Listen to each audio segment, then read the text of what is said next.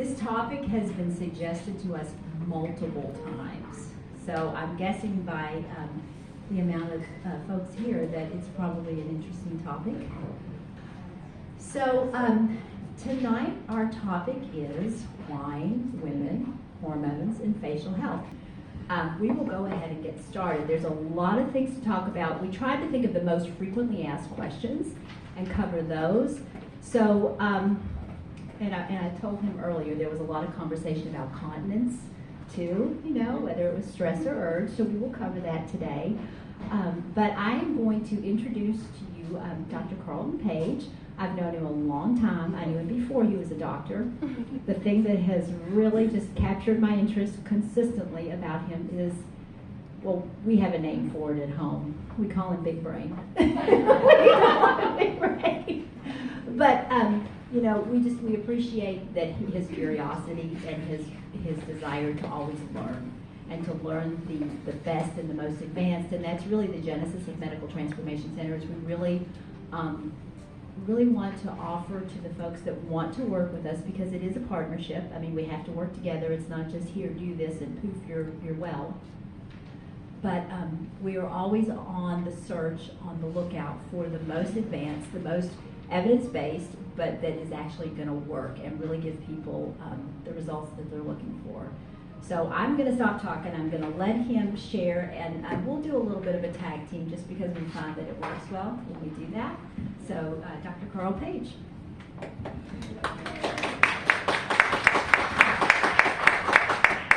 Thank you guys for coming. There's a lot of you here, I have to say.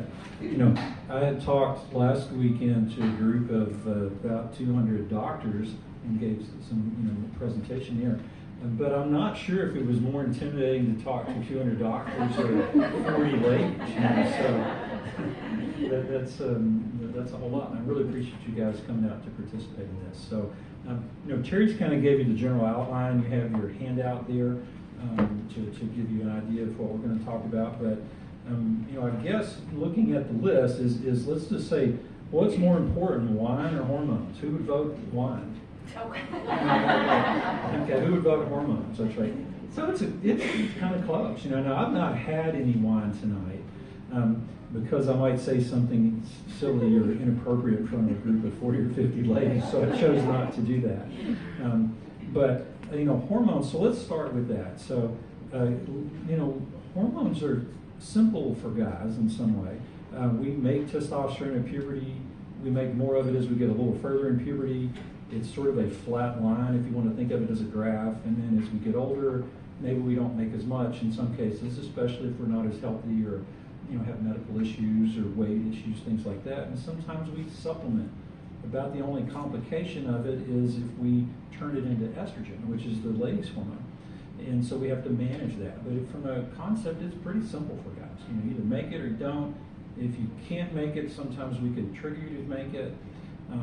If it's impossible to make it, then we replace it. So, think very linear. I've got a graph that I show ladies in the office when they come in with hormone questions. There's about 6 lines on it that go up and down throughout the month when you're cycling, and it looks really intimidating and confusing. I understood the mechanics of it, and I didn't really understand it until I had 4 daughters and a wife, and then had a lot of ladies as patients, to kind of explain what that feels like. And I'm not going to claim to understand it, but I can kind of explain it and use some of that experience to help ladies who are going through that. But I understand why it's difficult when you're cycling, and understanding how your hormones affect your emotions and how you feel, and literally, and a lot of ladies don't like this, but it affects how you think. What I'll tell some of the younger ladies that come in is that when you are ovulating, you like Marlon Brando, or maybe in modern world like Johnny Depp or something like that. The rebel or rowdy guy who you never know what's going to happen next. But when you're not ovulating, you like the guy that's got glasses and is driving a relatively conservative car and looks like he might potentially be a father, not just a donor. Your brain changes based on where your hormones are. Now, when you're used to running on jet fuel for 30, 40 years after you go through puberty And then you hit menopause, and now you're running on diesel fuel, essentially because your hormones have changed dramatically. So an example I'll give to, and I've done this on our farm we used to work on, I would put, we had a diesel tractor. It runs great, does whatever you want. But when I accidentally put gasoline in the diesel tractor, it's not pretty. I mean, the thing makes a lot of funny noises, and different color smoke comes out of it, and it kind of it stops running, essentially. So, at menopause, when you, and it's different for each lady. Some ladies it's mid-30s. There's like surgical menopause because you had to have things removed. The earlier, the harder that is on you. It might be all the way up to some women 55 or 60, before they actually stop ovulating, which is really what menopause would be, and then you stop naturally cycling. Now, there's periods, perimenopause, you've probably heard that phrase, where it's like you're still ovulating, but it's not quite as consistent as it used to be, and your hormones have started to change. So most ladies show up somewhere asking for help at that standpoint. And then when you do stop ovulating, you stop having periods. So back in 2000, when the Women's Health Initiative came out, it's a large, not very well done study that came out, but it scared the crap out of our OBGYNs, and they stopped giving all the hormones. So all of the baby boomer ladies have pretty much been told you can't have hormones now. And most of them are not really happy about it, has been my experience. When they lose that, the way they felt when they had normal hormones as they would prior to menopause. So just to give you a reference on that, because I can't go through all the details of that, but a colleague of mine, Dr. Uzi Reese, writes a nice book on the good news about estrogen, if you'd like to look at it. I get no bonuses for referring you to his book. It's only 10 or 12 bucks, so it's not super expensive. But he kind of goes through the Women's Health Initiative study, breaks it down from a science and a validity standpoint. So if you want to understand why that happened and why you got your hormones taken away from you, and why it's kind of probably not really necessary. Most ladies can use hormone replacement, vast majority of them, without any significant risk, and have mostly benefit from it. So the culture in the GYN world is changing now to start to encourage that, but you're fighting 20-something years of it being the other direction. So if you go to your OB and ask them about hormones, most of them are going to say 5 years after menopause and we're done. But they are changing. So let's give them a little bit of time as their culture changes and their research and literature starts to support that. But those type of changes take 15 to 20 years to happen again. So what does that mean is most of the baby boomer and after ladies for the next 20 years are likely still to be given no hormones unless they reach out to someone who's had specialized training in that. So who is in menopause now? Is anybody, okay, who's kind of perimenopausal, like thinking about it, it's getting close, not really happy about it, that type of thing? Okay. Who doesn't care? I don't see any of those things. So, I got one. Yeah. So I'm done. why would you even think about hormones? I mean, what are the benefits of that? So I usually try to point out, what's the benefits of having it? And you can look backwards and say these things are likely to change. So the categories I break them down into are really, first would be body composition, so things that are like body fat, muscle, bone, where were things when you were 30 and where are they now, as far as that goes. It's easier to maintain your normal body fat, basically, especially contour body fat, which would be hips, chest, lips, facial fullness, when you've got some estrogen on board. It really supports maintenance of those. So if you lose estrogen effect, and again, some ladies it just disappears in menopause, other ladies it can stretch out into their mid-60s and beyond, that they still maintain enough estrogen to continue normal body fat deposition. So that's genetics for the most part. So there's not a lot you can change about it. We probably all know this like 83-year-old lady who still looks great. Her skin has no wrinkles and she has normal, contours. But most people, that's not the way it happens. Okay, when you lose the estrogen, you'll lose facial fullness. You'll lose breast tissue will dissipate and change location. You'll see instead of hips and rear end, you'll see belly fat deposition and. So who likes that? I mean, I can't imagine, that you would appreciate that, but it doesn't have to be that way if you're able to use hormone replacement. So body composition. Now, all of that should be combined with good nutrition and exercise. It's not just a magic bullet of slather these hormones on yourself or pellet yourself and then everything's going to be okay. Now, So body, we talked about brain health. We've known for a long time that, when you lose estrogen effect on the brain, it doesn't do as well. Anybody who's been through menopause probably notices that ability to follow what your husband's keeping up with, what your job may be, your 3 kids and the one in college, and juggle all those balls up in the air and make sure they all land in the right space at the right time and everybody's happy. That gets a little more difficult after you go through menopause because your brain doesn't work as well.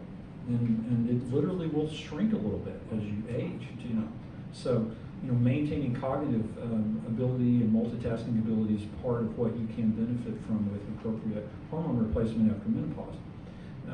The other part really is going to be pelvic floor issues. So, the pelvic floor, I tell patients in the office a lot of times, if you stood up in front of me and I just sliced you in half with a samurai sword and set the top part of your body over here and then look down in your pelvis, everything down in that pelvic floor looks like a bowl. It's all hormone sensitive tissue. So when you don't have hormones, the muscles that literally hold everything in or allow those muscles to work for bowel and bladder function or for intimate activity, they don't work as well. And if you don't have the right hormones on board to maintain that, and then the other part is use it or lose it, so you have to continue to use your body parts, what they're designed for, you can maintain that. So essentially, intimate activity is like a Kegel exercise, but it's a little more fun.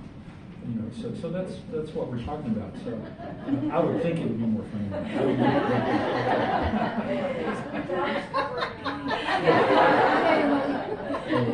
She's had 1 baby, and she'll be there at some point. So pelvic floor, brain, body composition. Those are kind of the big categories I think about when we're talking about hormones, ladies. Just came out with on CNN, and I found it on a international website, but literally the most recent research is supportive of that. If you use hormone replacement after menopause, you're likely to live longer and be healthier. That outweighs the risk that most people are concerned about, which are estrogen-dependent cancers, which really only will affect people that are vulnerable to that, or patients who have maybe been given the wrong type of estrogen, the wrong route of administration, or not augmented in how they detoxify the estrogen metabolites that are left over after they use replacement. So that's a pretty good short blast on hormones for ladies. I gave you a couple of books to read, the big categories that might be helpful there, and so let's finish with that. I think maybe to, even though it pains me to say it, talk about how testosterone is helpful in hormone replacement therapy. Well, we mentioned estrogen, but really the hormones work together with each other. It can be all of your sex hormones, which are going to be estrogen, testosterone, progesterone. There's multiple derivatives of estrogen and of testosterone. Then, the adrenal hormones, which are your stress hormones, which come into play. And you also have thyroid, which interacts with that. They all bounce off the same binding proteins. So stress hormones, thyroid hormone, growth hormone, all of it works together. There's not a give you some estrogen, you're going to be happy. You might like it for a little bit, but if it's not balanced with progesterone, you may have side effects from it. The testosterone piece is really ideal for body composition, again, lean body mass, the ability to produce muscle. Testosterone's effect on bone is to make stronger bone. It doesn't signal the production of bone, so if you're not doing that by having enough progesterone on board, which is a signal to produce bone, you won't make bone. If you are making it, testosterone will make thicker bone. Progesterone is really, I call it nature's Prozac, because it's kind of like calming, relaxing. Most ladies, when I talk to them, will say, I was second trimester pregnant and everything was going okay. That I felt really, really good. That's like a progesterone overdose for you. So there's probably a reason for that. Is getting you set up for like third trimester when you have to deliver this baby. So you get really calm and relaxed, and it helps you maintain the pregnancy as well. But lack of progesterone after menopause is, anxiety, it's not sleeping, it can be night sweats, those type of things. So testosterone's other big impact outside of body composition is going to be libido and performance. So you may still have intimate activity after that. If you got low T, you may could care less. If your husband comes home, what I'll tell guys in this scenario, guys with low T, when they come home, you see their wife there. If you're lucky, she's dressed in a negligee. She, this is old school, but maybe she made a 3-course meal and it's there waiting for you. Then you might look across the kitchen and see them making a funny noise and it's leaking. The bathroom hasn't stopped running after the last kid flushed it 4 hours ago. And if you're low T and a guy, you go lay on the couch. It's like all of that, nothing triggered you, right? You didn't see any of that.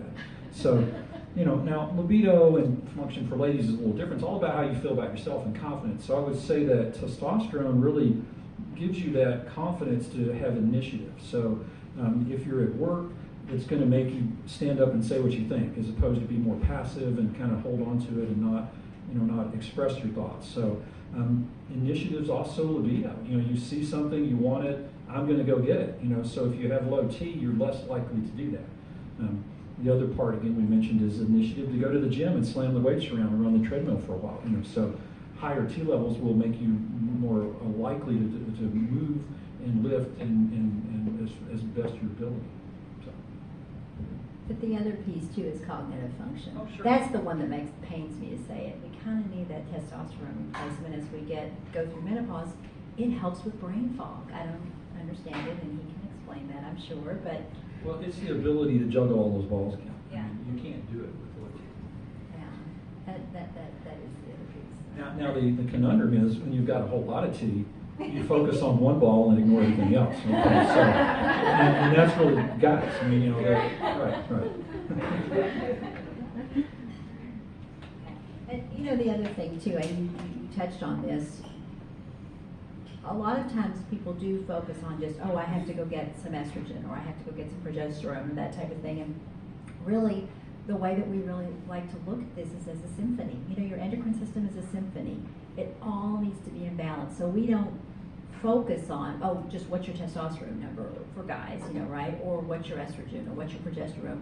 We want to look at everything. We want to look at your thyroid. We want to look at your all of your adrenal function, because it all plays a role in your growth hormone. That's a big piece. Growth hormone is so important. And I think probably, talking a little bit about that might be important too. And, because there's a lot of information out there and, maybe some ways on how it's safe and effective to, work with that. Well, the first thing is to think of the body's physiology as a pulsatile or waveform. So hormones are not really meant to be turned up to 12 and kept there. You want to have them pulse naturally. And the growth hormone, particularly the body, if everything's working prior to 35, or as a growth, it's called growth hormone because they discovered it in kids because that's what makes them grow taller.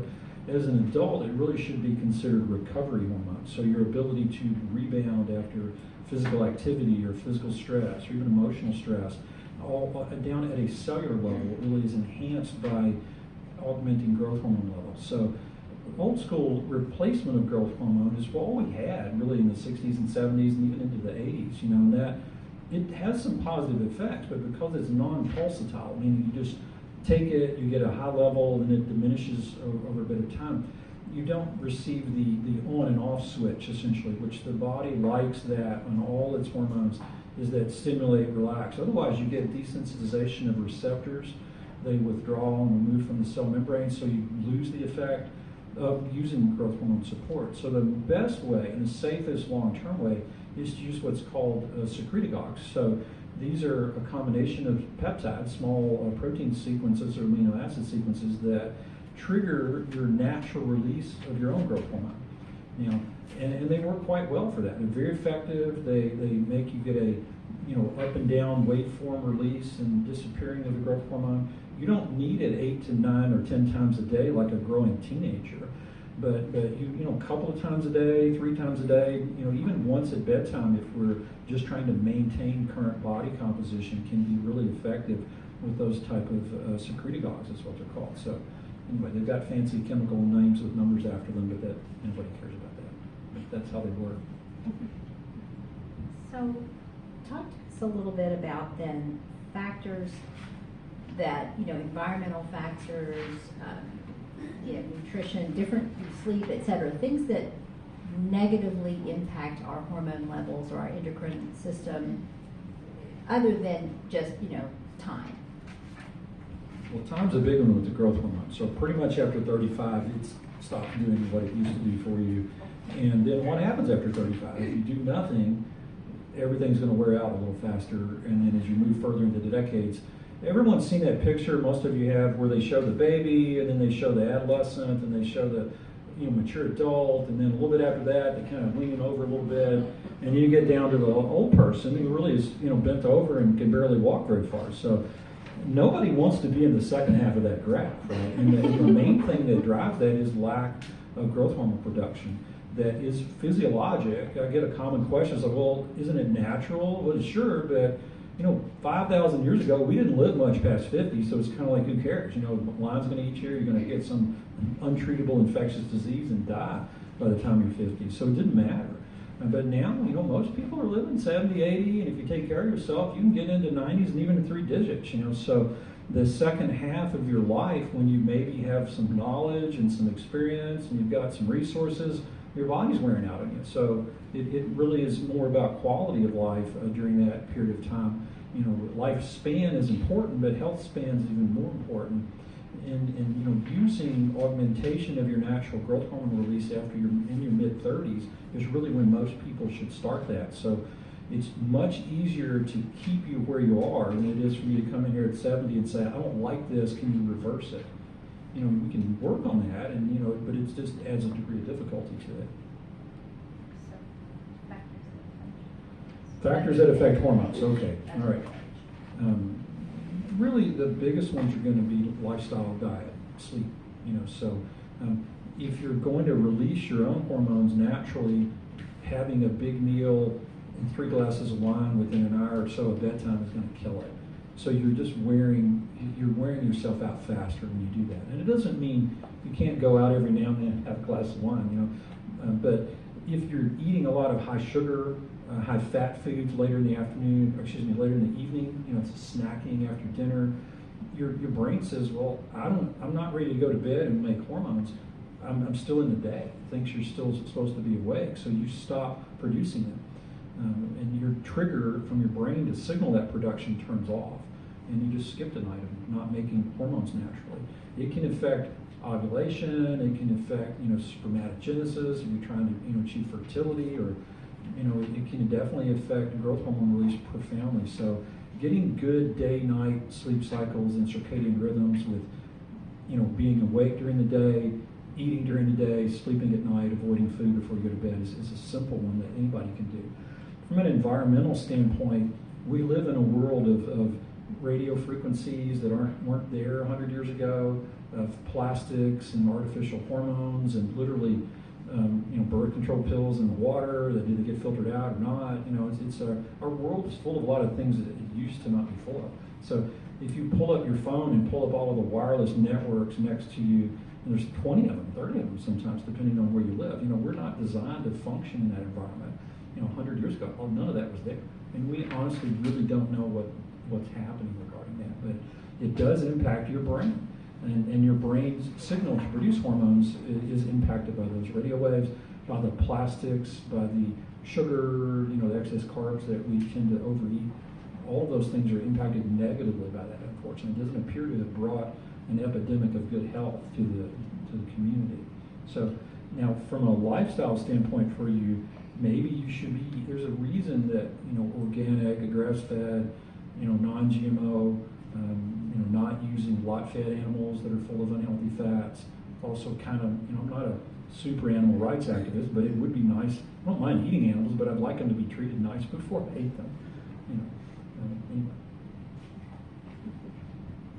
Okay, so I'm gonna go out on a limb, and I'm gonna. No, it's really actually not. No, everybody else is gonna get it. Okay, maybe not you, but I'm gonna go out on a limb, though. I mean, most women, as we, really, I'm gonna say over 30. Most women over 30 typically start to think about, oh gosh, it's not the same. I used to be able to not eat for a couple of days and lose that 5 pounds that I just gained. Or, what's happening? What's this creeping disease that's happening? A lot of times, I remember literally after I had Emily, I won't say how old you are. She's getting ready to be 35. But anyway, after I had Emily, my OBGYN just said, now, you know, there's going to be a creeping disease after this. You are going to start to put on weight, so just watch it. And he was smoking a cigarette, actually, at the same time. Well, it was 35 years ago, you know. And he had a large belly. But it was normal, right? It was going to be normal that I just started to do that. And it's really, it's not. You know, it's not normal. It's not a foregone conclusion that as we get older, oh, well, I'm not ever going to weigh what I did in high school. I'm not ever going to be like that. I mean, you know, you guys remember Gone with the Wind, right? Everybody pretty much near it. Remember when she's putting that corset on her and she says, you've had a baby, you're never going to have a 19-inch waist. Well, maybe I'm not ever going to have a 19-inch waist again. Okay, I've had 8. But I never had a 19-inch waist anyway. But you know what I'm saying? It's not a foregone conclusion that we just have to live with a big layer of something over us as we get older. So but it does happen, and it happens because of nutrition and gut health and hormones and so forth. What are some strategies that can help us head that off of the past so that we can mitigate it or keep it from happening and or turn the ship around? Well, there's a couple ways to look at that. So, yes, you're going to gain weight with pregnancy. It's not going to disappear in 2 weeks unless you've got a personal trainer and a chef and, you know, like the movie stars that have access to that type of thing. And that's great, you know, but for a lot of us to have that level of commitment, you know, 3 nannies, you know, there's a reason these movie stars do that. It costs a lot of money, it's their job. So, first of all, have realistic expectations. You know, if you're going to have a baby, you're going to hold on to a little weight after. That's kind of normal. You might, hopefully, you're nursing the newborn. It's better for both parties. And you'll gradually burn off a lot of that fat. But I think of like pregnancy and nursing as like another form of menopause. I mean, you stop cycling and ovulating during that. You didn't have a period because you had a baby. So think of it as kind of like a mini version of what's going to happen after you lose your hormones because of age, okay, and stop cycling. So, but at that point when you're younger and it's coming with childbirth, it's really normal. It's giving you a cushion of fat to hold on to while you're trying to feed this other person and deal with the stress that adds. But stress comes with that. Responsibilities change dramatically with kids, as you all know. You don't get to do everything you want to do now. You get to do first what somebody else needs, and then what maybe the other kids you have need or your husband needs, and then you. Most women, I don't know why you do this. The guys are totally opposite. You probably know. Women are like they put themselves last in this situation for the most part. You know. In the airplane, I struggle with the oxygen thing. I'm like, you know, I want to put it on the kids, but it's definitely going on me. Okay, the question is, and that's I don't think moms really struggle with that for the most part. They just have that kind of naturally. So, but accept that little bit of weight gain. It is going to change your body contours. I mean, literally, you squeeze the bowling ball out of a garden hose. I mean, it's going to change your pelvis a bit, you know, and that's okay. So don't bemoan that. That's part of life now. But the losing of the fat or leaning out after it, you should give a little bit longer time frame than you would if you were a movie star, right? So don't expect those type of results. It's unrealistic. Now, you are in menopause again, so you don't have estrogen, you know, it's disappeared. You got a lot of progesterone still because you're nursing a baby. And that progesterone makes you hold on to weight if you get too much of it without estrogen. That's just part of that process.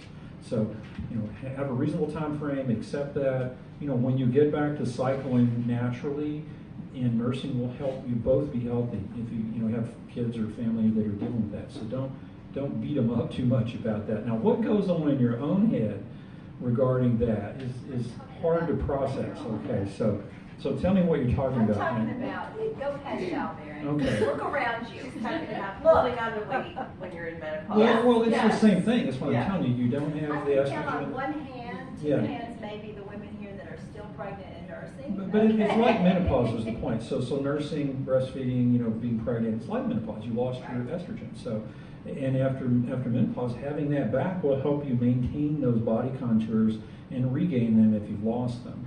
So what about like a time-restricted eating type of diet? no, whether you want to do it, I'll do it. You tell me. Oh my goodness. I was supposed to prompt it, okay? I was supposed to prompt it. That was our arrangement. Strategies. strategies if you do find yourself in that spot now where, you're like, this extra 20 pounds, I don't know where it came from and it won't go away. And we've all been there, right? So, it's not a foregone conclusion. We're not talking about that you're just literally post, pregnancy and you're still nursing a baby. Of course you want that fat later then, and you're going to burn it off nursing. I'm talking about, after your past childbearing years, or still in the maybe technically, but not bearing children. It does come down to diet. It comes down to diet. It comes down to cleaning up your diet. We here at Medical Transformation Center, what we talk about a lot is Paleo-Mediterranean, and the definition of that is as clean as you can get it. First of all, when we put the charcuterie board up here, those were the parameters. Make it as clean as you can get it, as local, not filled with added hormones, pesticides, herbicides, all of those things that disrupt our endocrine systems already. Not a lot of grain. Grain is inflammatory. We, the women who are in menopause now, and we're baby boomers, are like right below that, right? We grew up in that time where, fat makes you fat, eat a lot of grain. So that's what we grew up with. That's what we were told because, quote, fat makes you fat. Well, now we know differently. Actually good clean fats like, avocados, olive oil, nuts, salmon, good quality meats, that type of thing. Those are the things that give us satiety. They make our bellies feel full and satisfied, but they also help our hormone system. They help our skin, which we're all looking to do. They help our hair. They help our function. So, you want to eat a good amount of good healthy fats, not a lot of grain, not a lot of carbs, because that's where the inflammatory response starts, when we eat a lot of those carbs that, again, we all fought. I mean, how many of us went to aerobics and then ate pretzels before we went, and our Diet Coke, right? Yeah, of course we did. So, eating that clean type of Paleo-Mediterranean diet, time-restricted eating is going to be a helpful strategy to do that, to help to start to shift that. Our bodies are, and he talked about this earlier, we're not meant for 24/7 eating. That's not how we were designed. And of course with Uber Eats and DoorDash and all those things that I find on my credit card for my teenagers regularly, you're not supposed to do that, right? There's a time for eating and there's a time for rest, and there's that rest time when we're not eating and we're not digesting. That's when our bodies can clean up, take out the trash, reset. So typically what we recommend is time-restricted eating, which looks like 8 hours of a feeding window. Doesn't that sound like we're horses, right? 8 ounces of a feeding window, and then 16 hours of not eating and fasting. And if you could do that maybe 3 times a week, just 2 to 3 times a week, just start out like that, and see what happens. See what happens to your function and your brain and your, all of those things. Those are just some little, ways that, as we navigate through, a different time of life, that we can, function better and be sharper, and also not be sluggish because we are inflamed and we're carrying around extra. Well, time-restricted eating, or some people use the term intermittent fasting, is a similar concept. It's back to that pulsatile nature. We don't need a continuous infusion of calories. In fact, it's not healthy to do that. The body likes caloric stress. Caloric stress triggers the AMPK-mTOR modulation, which is like, are you going to store things or are you going to burn things? So if you're constantly in storage mode, that by definition is going to end up being inflammatory for you. Your body can only store so much, so where do you put it? It's fat, or is our storage mode. So you have to get into those stored fat calories and burn them to clean out or to detox the things that you've been exposed to, because it sits for the most part in our fat or in our liver, or is holded as fat. So does anybody know anybody that has fatty liver? Have you heard that? I mean, it's an epidemic now, and it's triggered by caloric excess and also excess fructose intake, which is, everybody's heard of corn syrup, but it's not really healthy for you. It's not natural, but honestly just, the carbs she was talking about in the average diet turn into similar substances and promote that. So, if you don't want to be inflamed, you don't have to weigh, BMI of like 12. But if you're storing extra body fat sometimes you got to trigger the body to burn it. And that's where fasting comes in. Exercise, if you use it in conjunction with that, is just going to augment the effect. Now, we have a lot of neat ways to kind of augment that process, or not necessarily cheat the system, but make it happen faster for you to achieve goals easier, or even to get the dial moving in the right direction quickly so you don't get disappointed and just stop. You know, to when you start fasting, it might take your body, 2 to 3 weeks sometimes to get into ketosis, which is that ketones are what happens when you fast. It's our body's natural mechanism. So if you can get the body into fat burning mode, and predominantly that's its primary source of energy, your brain works better, your heart is more efficient, your lungs work more efficiently, and you are technically losing weight if you're burning fat. But that does require fasting, exercise, and we can game the system a little bit with nice safe things called peptides that work quite well in that area. I'm going to skip down and then we'll do the last piece. But just nutrition, just the talk about wine. I don't see that on. We enjoyed wine earlier. I'm going to do the last topic first, and then we'll go back up to strategies. So, nutrition matters in combating autoimmunity and inflammation. Again, I don't know the statistic, but I will venture to say that a higher proportion of women struggle with autoimmune disease, right? So, what are some simple tools that don't even involve, don't involve medications or, other things like that can help you shift the tide in autoimmune disease? Well, yes, autoimmune disease is epidemic in our current society, and women are leading the charge there, unfortunately, for you guys. And why don't you list off a few autoimmune diseases? Because some of them people don't think of as autoimmune. Well, one of the most common ones is just autoimmune thyroiditis. So that's actually one of the most common ones, where you develop antibodies against your thyroid, and then for some reason, usually magically after your first or second child, your thyroid quits working, and you need thyroid hormone. Most of the time, that never gets explained why, but it is your immune system attacking your own thyroid and just burning it up. It creates an inflammatory and immune-triggered response to just kill the thyroid. The triggers of that are usually stress. Well, getting pregnant and having a baby is stressful. There are food triggers. The most common ones that we see are going to be wheat, and most people recognize that as gluten, but that's not the most common trigger, gluten. There are other small peptides in wheat, like glutenin and gluteomorphin and serpinin and furin, and it goes on and on and on. That's what most commonly the body reacts to. The gut is impaired by those peptides. It starts to become permeable or leaky gut, which is sort of a lay term for that.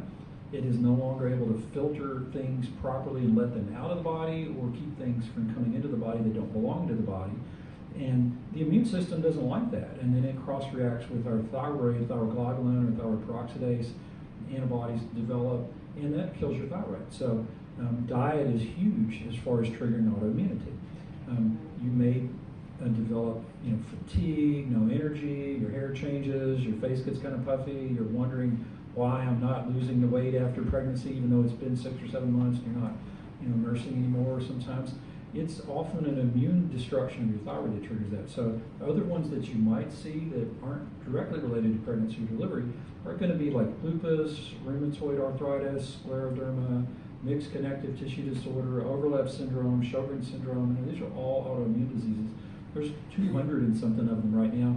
And the most recent one appears to be, we don't have a name for it yet, but it's this autoimmune inflammatory response after COVID or combinations of COVID and immunizations that have some significant side effects. So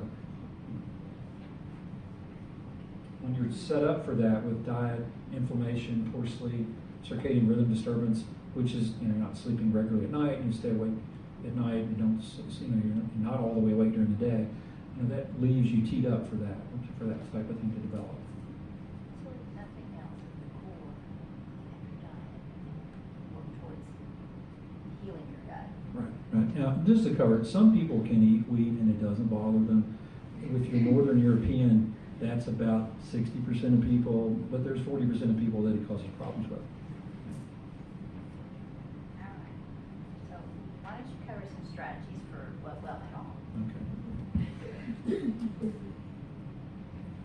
guys want to hear a little bit about your face and your skin and strategies for that? Okay.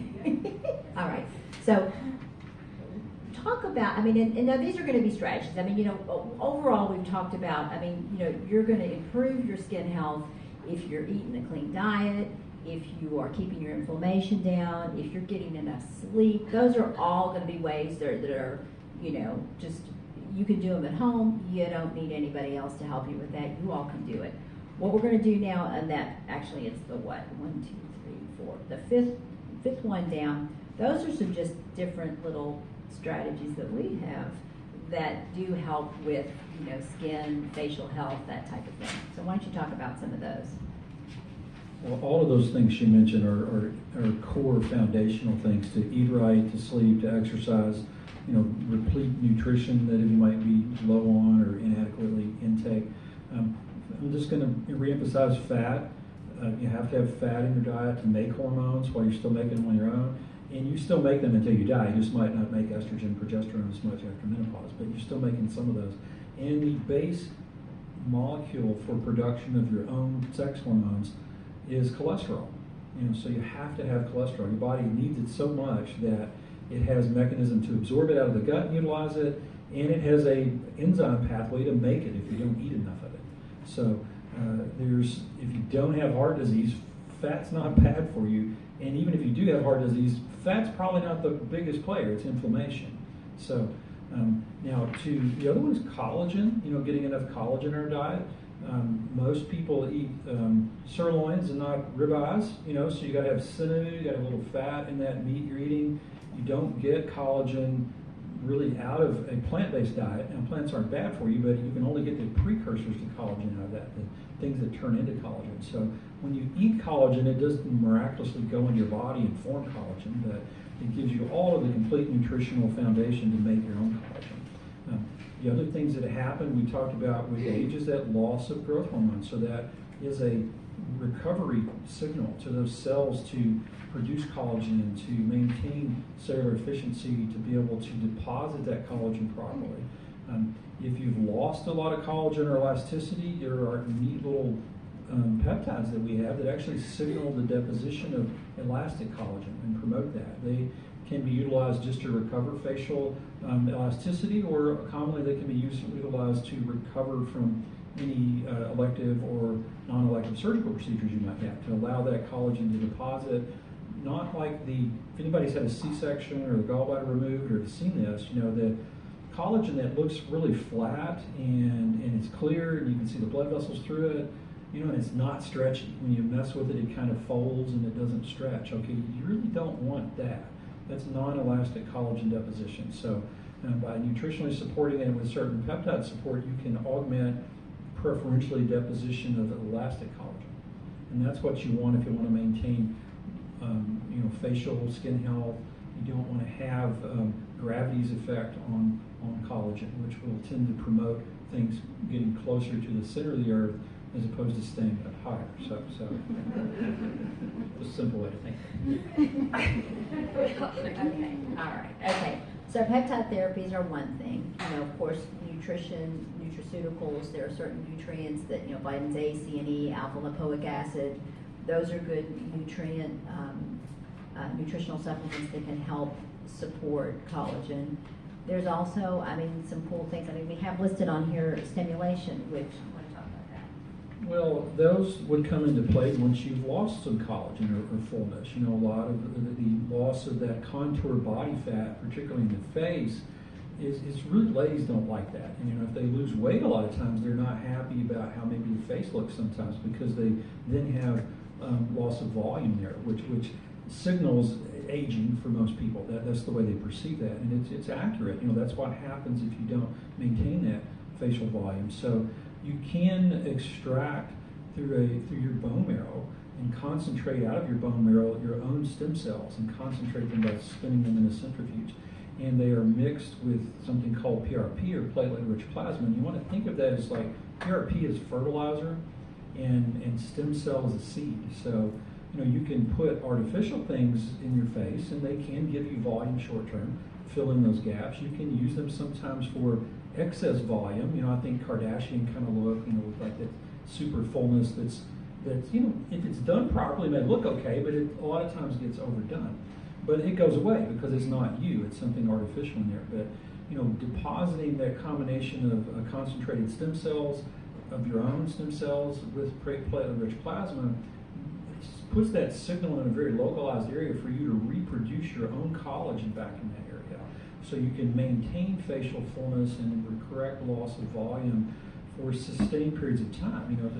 Sometimes 3 years, 5 years, even after adding that in there. It may take 2 or 3 cycles of it to fill that space in, but then you're kind of done for a little bit, and a lot of times just need a touch up just to maintain that volume, or to maybe fill in a space where you didn't have it, or didn't have it filled in fully in the first round.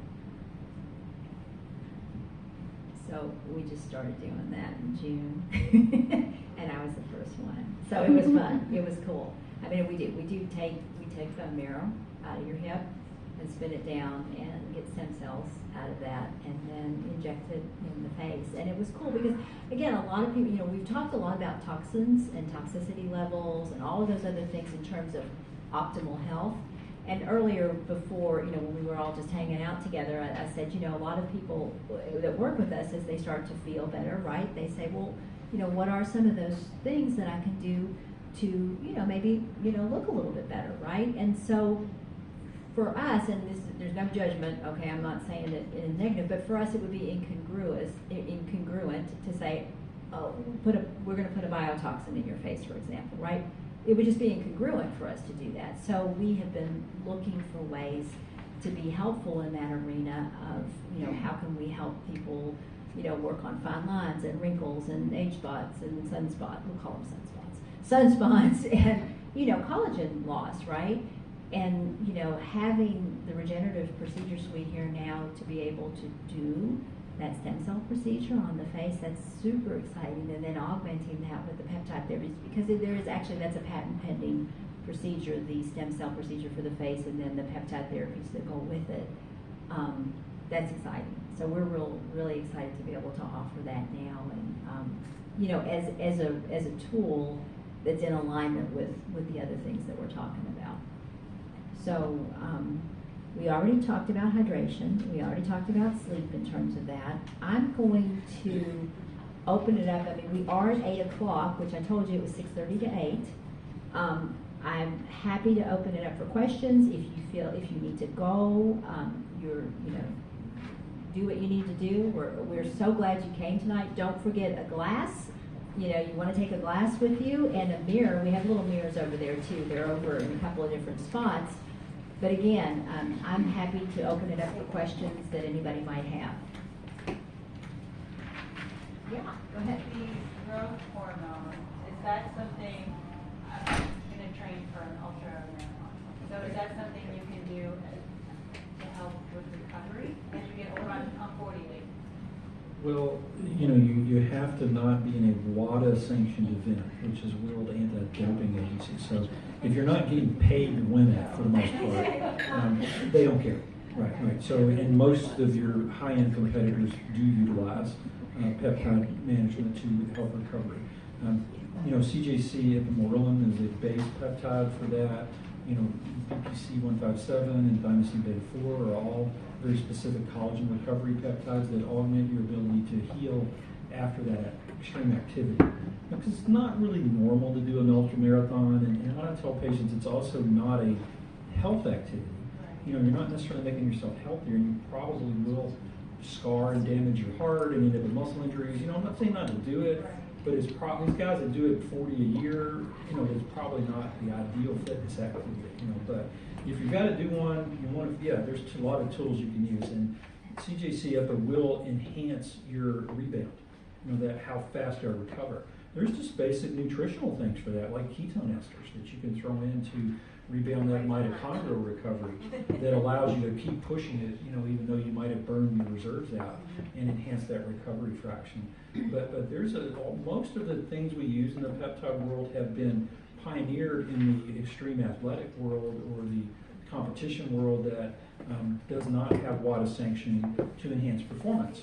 Okay, so and they're really, for the most part, not considered performance enhancing. Meaning, I wouldn't look to run faster or longer because of that, but maybe quicker to recover from injury, quicker to rebound from non-injury activity. Not hurt as much. That DOMS, your delayed onset muscle soreness that you get, that will improve dramatically with that. And you see results faster. I mean, if you're in the gym, you know, you will rebound faster and get, you know, muscle density and definition much faster as well. Yeah, go ahead.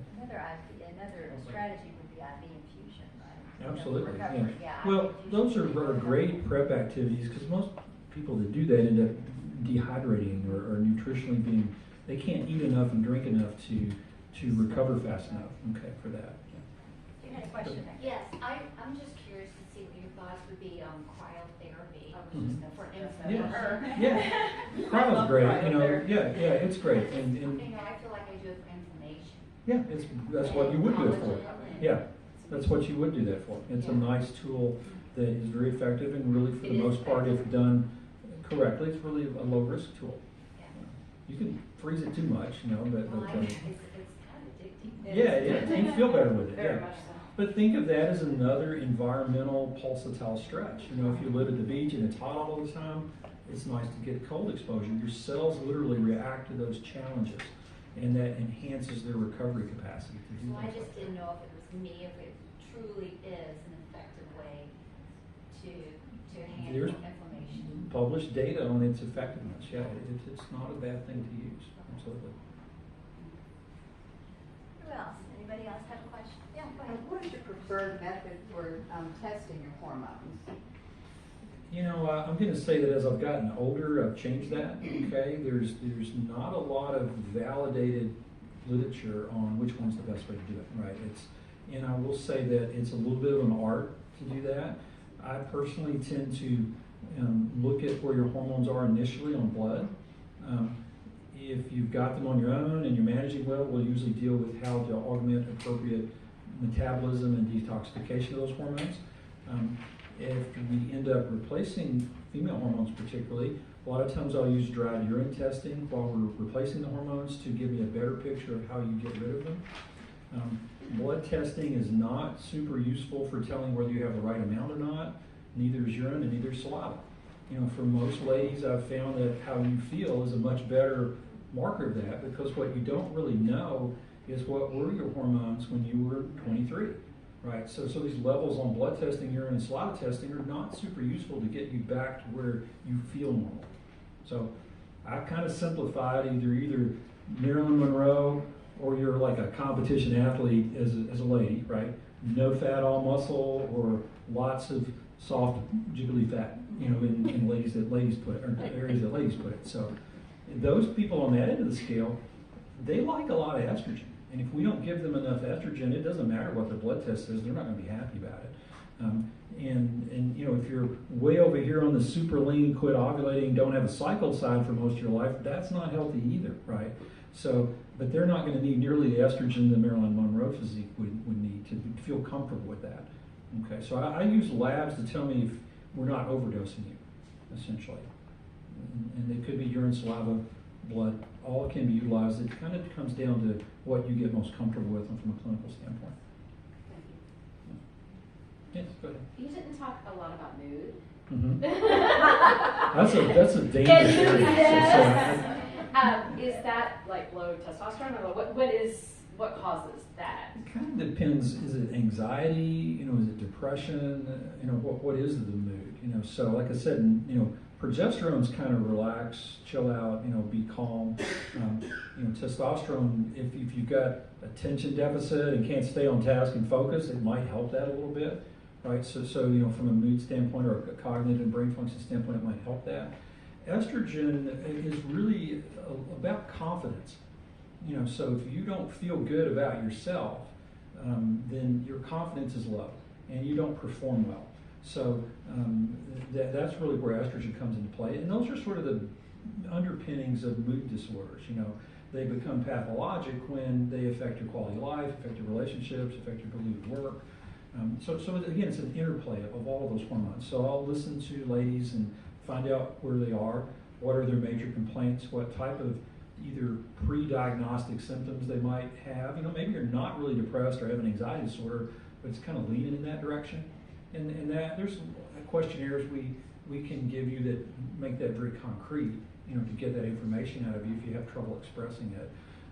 But that's kind of the way I think of the three sex hormones for women. There's another piece to that though, because your neurotransmitters are made around your GI tract. So remember how we talked about making, there's a lot of reasons that you talked about leaky gut, right? Are you guys familiar with the term leaky gut? A little bit? It's not quite Okay. what it sounds like. So- Nothing really leaks out. Yeah, well, kind of sort of does. So your GI tract, it really should be a closed system from your GI tract goes from your lips to your backside, right? And theoretically, it should be a closed system except at your small intestines, right? And in your small intestines, that's where the nutrient transfer happens. But for a variety of reasons, think of pipes, right? Think of pipes, and if somebody puts little pinholes in pipes, right?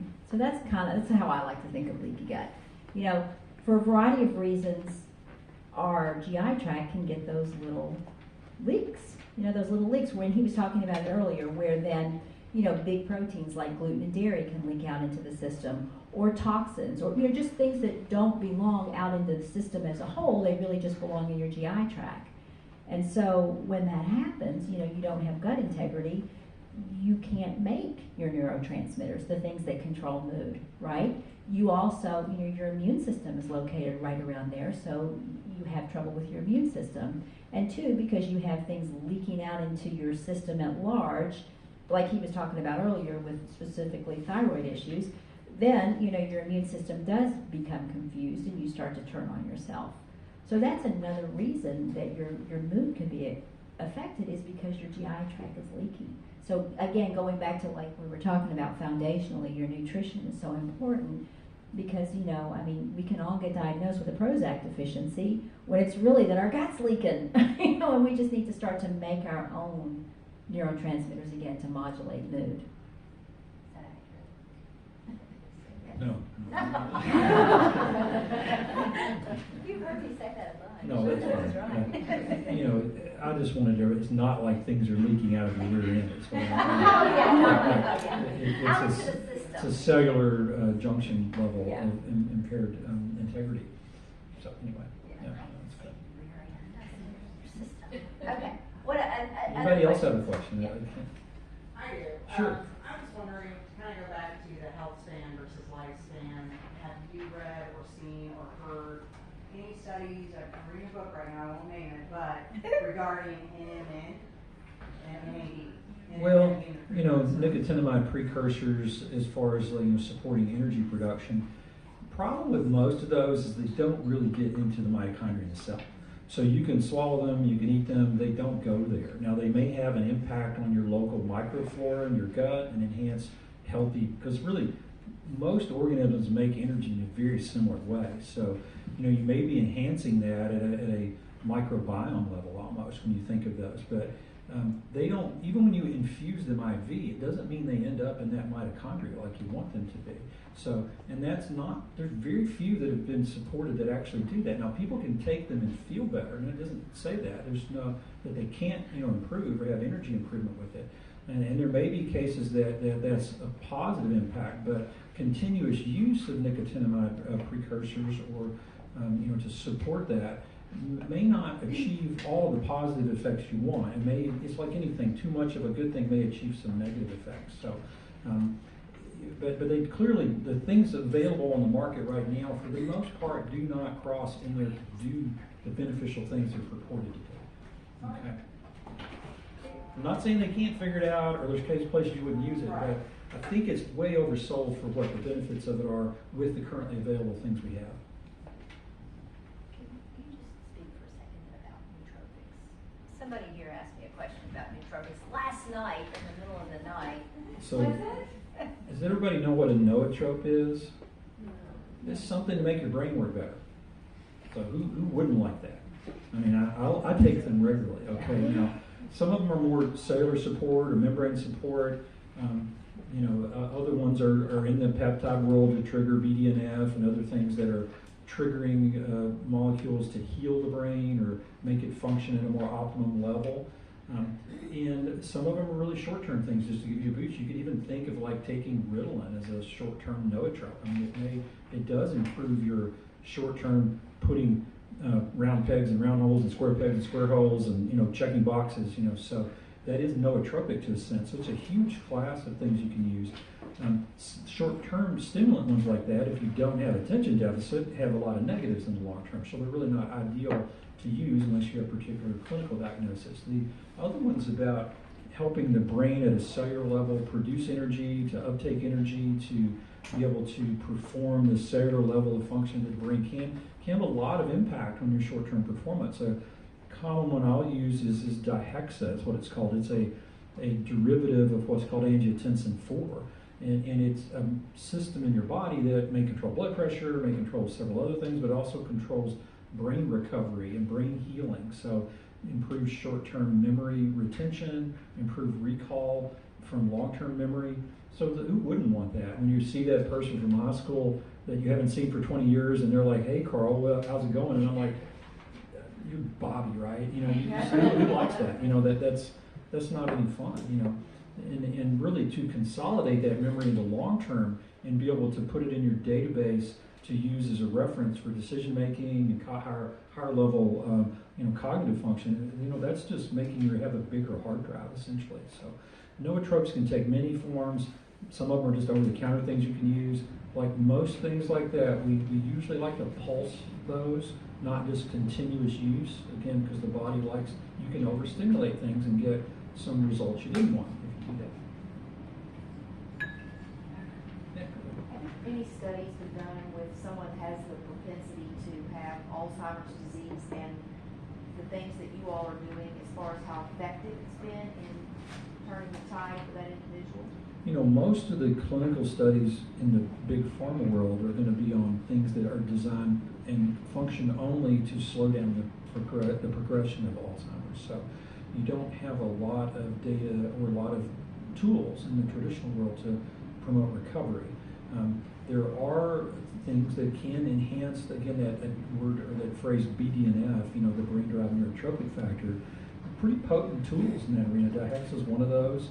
And porcine-based products, riboflavin with multiple peptides, shows augmentation and recovery of brain tissue and neuroplasticity, which means make a new nerve cell, or synaptoplasticity, which means connect nerve cells that have lost connections back with each other. So long-term studies, we don't have 30-year double-blind placebo-controlled studies. That, I have to point out, is really a big pharma way of looking at whether something works or not. It's pulling out a single variable and we change it over a short period of time. Most of those ignore lifestyle, diet, nutrition, and they are not really designed to prove that something works long-term with a combined lifestyle modification, nutrition modification. So it takes billions of dollars to go through that type of process to create that. And unless the government or big pharma sees that as a multi-billion-dollar Nexium or Crestor or Lipitor, nobody's going to do that study.